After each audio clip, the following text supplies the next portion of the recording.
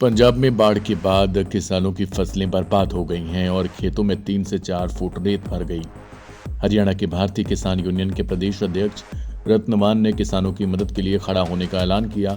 वे खाद, बीज, डीजल और ट्रैक्टर सहायता देने की योजना बना रहे हैं। संगठन जल्द ही प्रभावित क्षेत्रों का दौरा करेगा और किसानों की हर संभव मदद सुनिश्चित करेगा।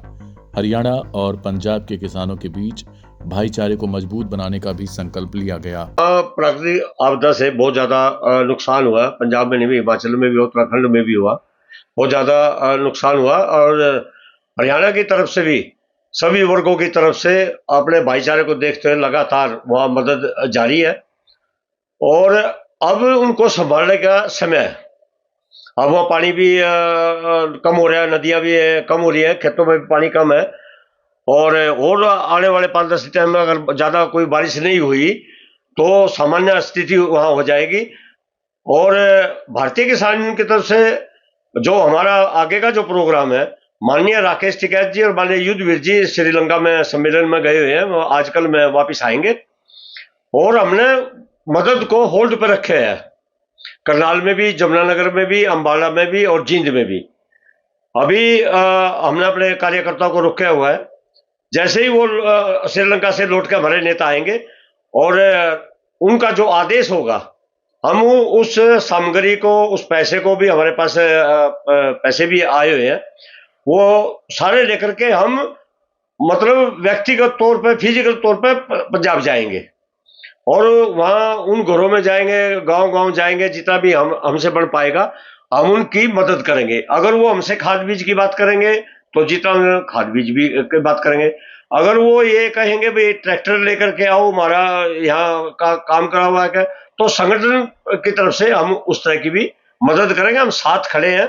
हमारी भी वहाँ एसकेएम है, पंजाब में जत्थेबंदी है, उनके माध्यम से भी हम लोगों से संपर्क करेंगे, उनके साथ लेंगे और जरूरतमंद को पूर्ण रूप से जितनी मदद होगी बिल्कुल लगातार करते रहेंगे। हाँ नहीं, बिल्कुल वहाँ ट्रैक्टर भी है, बहुत रहे है, कुछ नहीं, सारा ही तो बर्बाद हो गया बाढ़ में।